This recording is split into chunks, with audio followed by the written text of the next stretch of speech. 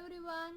Today we will go through the entire summary of chapter number 3, that is pair of linear equations in two variables. हमने अभी तक जितनी भी exercise की है अभी उसका क्विक रिवीजन क्विक समरी कर लेते हैं, राइट, ताकि हम लोगों को अगर ये सिर्फ एक एक्सरसाइज कर ली तो पूरे चैप्टर का जो है वो रिवीजन हो जाएगा.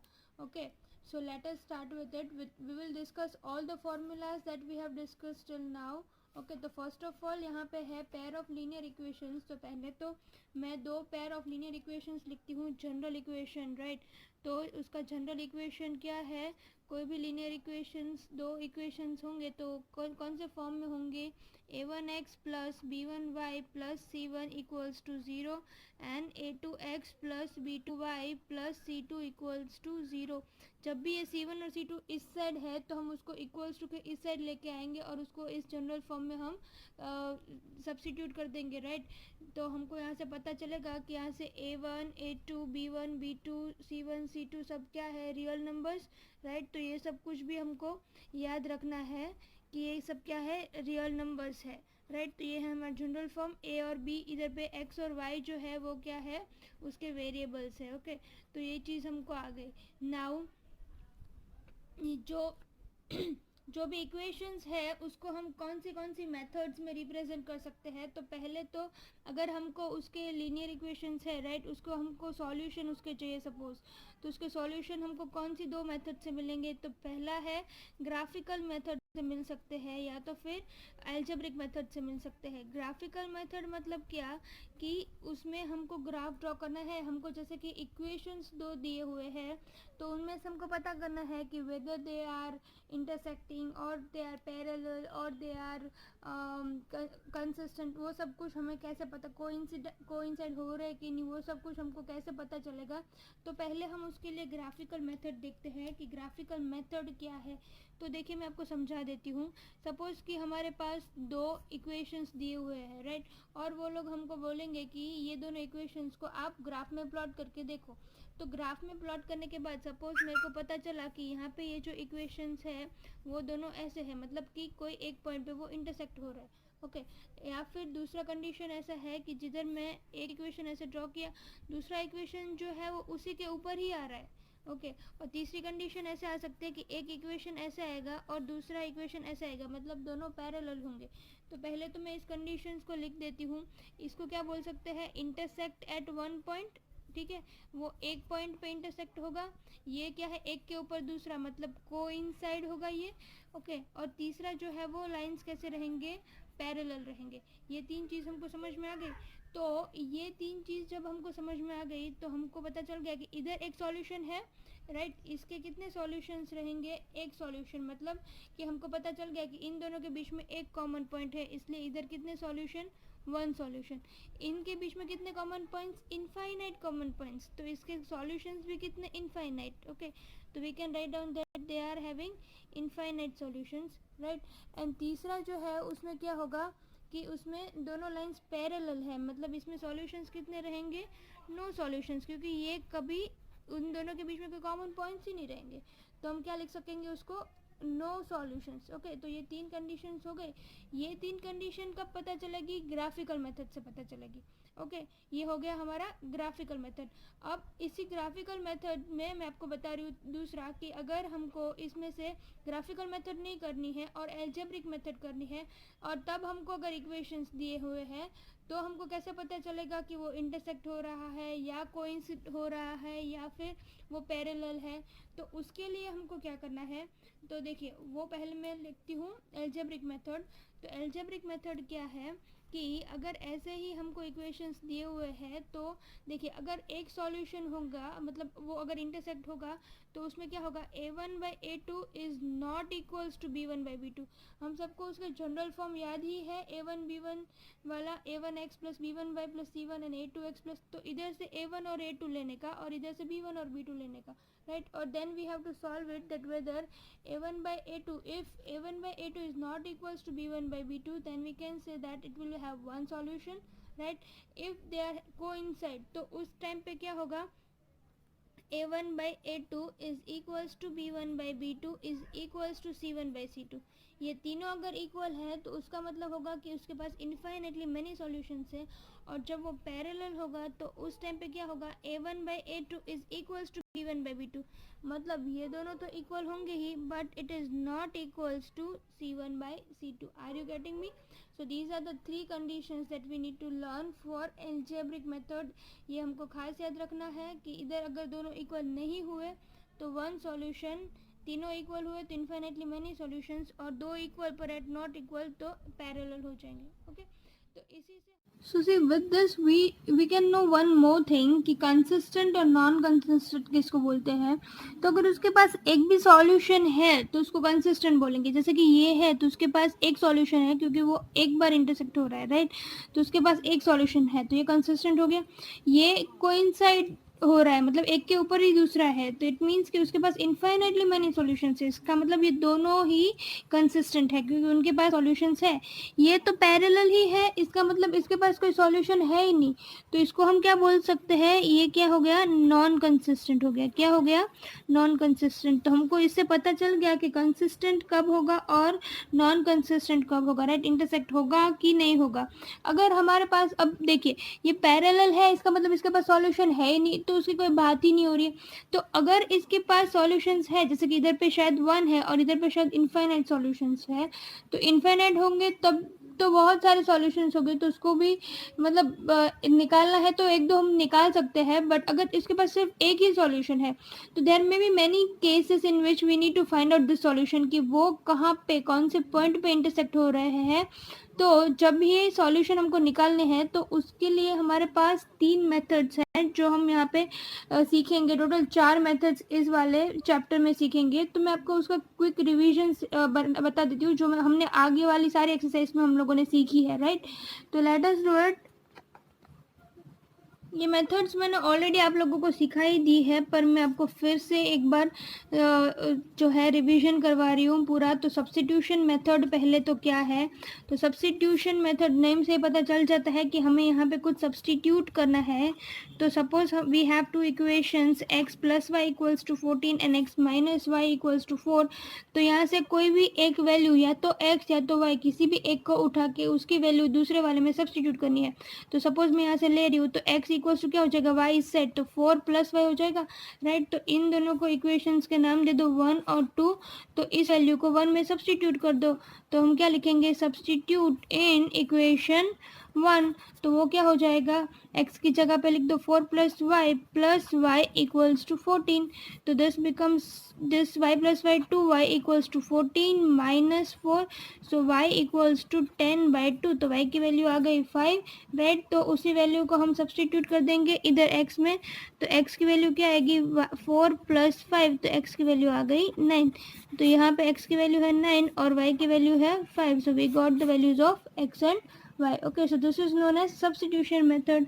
अब हम देखते हैं एलिमिनेशन मेथड। तो मैं इसी वाले क्वेश्चन में एलिमिनेशन करके दिखाती हूँ ताकि आपको पता चले कि ये चारों में ये सेम आंसर आ रहा है कि नहीं। ओके, तो दूसरा है एलिमिनेशन मेथड। तो एलिमिनेशन मेथड मतलब क्या, उसमें हमको कुछ एलिमिनेट करना है। एलिमिनेट मतलब क्या, कि कुछ निकाल देना है, राइट। तो हम एलिमिनेशन मेथड इसी वाले में करेंगे। तो इक्वेशन फिर से लिख रही हूँ, x + y = 14 और x - y = 4, राइट। अब देखिए डायरेक्टली अगर मैं उसको, एक प्लस है एक माइनस है, अगर मैं एलिमिनेट मतलब उसको सॉल्व करूंगी तो ये y कैंसिल हो जाएगा। तो इधर पे क्या बचेगा, 2x = ये 14 + 4 क्या हो गया 18। तो x की वैल्यू क्या आ गई इधर पे 9। और यहाँ पे अगर मैं कोई भी एक इक्वेशन में सब्स्टिट्यूट करती हूँ, सब्स्टिट्यूट इधर पे 1 यहाँ पे 2, तो सब्स्टिट्यूट इन इक्वेशन 1 करेंगे तो क्या हो गया, x की वैल्यू 9 + y = 14। तो y की वैल्यू क्या आ गया, again 14 - 9, that is equals to y = 5। तो देखिए ये पहले वाले में सब्स्टिट्यूशन में भी हमको y की वैल्यू 9 और x की वैल्यू 9 और y की वैल्यू 5 आई थी। तो सिमिलरली इधर पे भी x की वैल्यू 9 और y की वैल्यू 5 आ गई। तो इसका मतलब एलिमिनेशन मेथड से करो या सब्स्टिट्यूशन करो या फिर आप क्रॉस मल्टीप्लिकेशन, जो मैं अब आपको सिखाने वाली हूँ, कुछ भी करो आपका आंसर तो सेम ही आने वाला है, राइट। तो that's it, you have to learn all the methods, that is the main thing, right. अब देखेंगे क्रॉस मल्टीप्लिकेशन मेथड। तो क्रॉस मल्टीप्लिकेशन मेथड भी मैं आपको इसी वाले में करके दिखाती हूँ। पर ये मेन चीज़ क्या है, हमने इतनी सारी मेथड्स क्यों सीखी है, क्योंकि जैसे कि जिसमें जो इजी हो रहा है वो हम कर सकते हैं। जैसे कि जिसमें सब्स्टिट्यूशन इजी हो रहा है, सब्स्टिट्यूट करने वाला, तो वो कर सकते हैं। कभी क्रॉस मल्टीप्लिकेशन इजी होगा जहाँ पे इन सबके कोएफिशिएंट्स एकदम डिफरेंट होंगे, तब हमको क्रॉस मल्टीप्लिकेशन इजी रहेगा। या तो फिर क्वेश्चन में जो पूछा है उस हिसाब से हम कर सकते हैं। तो क्रॉस मल्टीप्लिकेशन के लिए एक चीज़ याद रखिए कि इसको जनरल फॉर्म में लेके आना बहुत ज़रूरी है। तो first of all what will do is, यहाँ से इधर लेके आए तो ये क्या हो जाएगा, x plus y minus 14 equals to 0 and x minus y minus 4 equals to 0। Okay, तो अब हमको फर्स्ट स्टेप करना है जो है x upon something equals to y upon something equals to z upon something. Okay, तो ये समथिंग क्या है वो मैं आपको बता रही हूँ। देखिए, अगर मैं x अपॉन लिख रही हूँ तो x वाले जो टर्म्स है उसको हाइड कर दो। तो यहाँ पे जो y के कोएफिशिएंट और जो कांस्टेंट के कोएफिशिएंट्स है वो उसको लिखना है। इधर है 1, इधर है -1, यहाँ पे लिखेंगे 1, यहाँ पे लिखेंगे -1, यहाँ पे है -14, यहाँ पे है -4। Are you getting me? दूसरा y, अब y जब मैं लिख रही हूँ तो y के कोएफिशिएंट्स को हाइड करना है। तो पहले इसके कोएफिशिएंट्स लिखेंगे कांस्टेंट के और फिर इसके लिखेंगे। इधर खास याद रखना है, जब मैं इसको हाइड कर रही हूँ y को, तब मैं पहले कांस्टेंट के कोएफिशिएंट्स लिखूंगी और फिर उसके। तो कांस्टेंट के कोएफिशिएंट्स क्या है, -14 -4, यहाँ पे 1 1, और फिर z मतलब कांस्टेंट के कोएफिशिएंट्स लिखूंगी तब पहले ये फिर ये। तो इसके कोएफिशिएंट्स है 1 1 और इसके है 1 और -1। Are you getting me? So this is the first and most important step. अगर इस स्टेप में कुछ भी गलती हो गई, इसका मतलब हमारा आंसर हमेशा गलत आएगा। तो आगे क्या करना है, x अपॉन, तो ये इधर से मल्टीप्लाई, ये इससे मल्टीप्लाई, तो पहले इसको इससे मल्टीप्लाई, -4, बीच में हमेशा आएगी माइनस साइन। ओके, फिर 14 इंटू 1 14, माइनस माइनस प्लस, तो यहाँ पे सिर्फ आ जाएगा 14। Are you getting me? फिर से करते हैं, y upon this into this, -14, minus sign लगा दो, दिस इंटू दिस -4, तो यहाँ पे -4 में माइनस माइनस प्लस हो गया।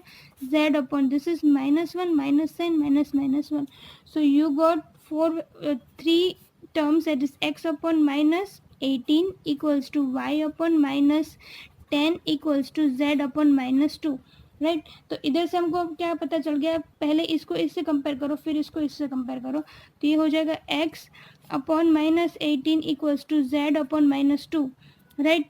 सॉरी, यहाँ पे है 1, आई एम वेरी सॉरी, यहाँ पे हमेशा 1 अपॉन आएगा क्योंकि कॉन्स्टेंट टर्म है, z अपॉन 1 अपॉन, तो यहाँ पे आ जाएगा इज इक्वल्स टू 1 अपॉन -2।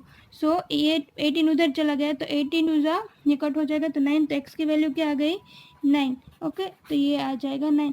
अब दूसरा यहाँ पे है y upon -10 equals to 1 upon -2, तो यहाँ पे ऊपर चला जाएगा, तो y की वैल्यू भी क्या आ गई, 5 आ जाएगा ना, ये ऊपर चला जाएगा। तो इधर से फिर से y की वैल्यू, x की वैल्यू आ गई 9, y की वैल्यू आ गई 5, अगेन सेम।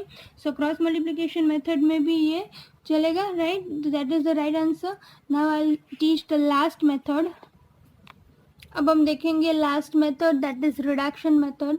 देखिए, रिडक्शन मेथड मैंने उस क्वेश्चन में नहीं की, क्योंकि रिडक्शन मीन्स कि उसको हमको रिड्यूस करना है लीनियर इक्वेशंस में।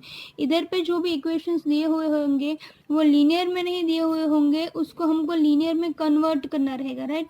सो let us learn the reduction method, see how to do this. See first of all तो देखिए ये किस हिसाब से होगा, मतलब ये लीनियर फॉर्म में नहीं होगा, ये है समथिंग अपन x-1, समथिंग अपन y-2, इधर पे भी समथिंग अपन x-1, समथिंग अपन y-2। तो यहाँ पे 1 अपन x/1 और 1 अपन y-2 वो रिपीट हो रहा है, राइट। तो आपको क्वेश्चन देख के ही पता चल जाएगा कि इसको पहले तो हमको रिड्यूस करना है, राइट। तो first of all what we will do is we will guess that let 1 upon x-1 equals to something, मतलब हम यहाँ पे a ले रहे हैं, and 1 upon y-2 equals to b।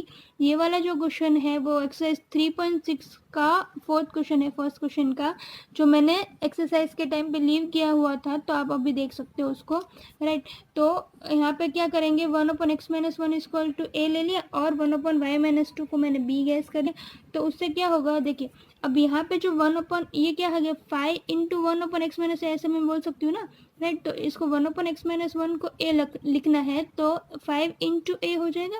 तो इक्वेशन हमारा क्या बन गया 5 इंटू ए प्लस 1/y-2 जो है यहाँ पे इतने को पूरे को हमको b गैस करना है तो plus b equals to 2। Are you getting me? Next equation will become 1/x-1 is equals to है a तो 6 into a minus 3 into b is equals to 1। Okay, तो वी गॉट टू इक्वेशंस।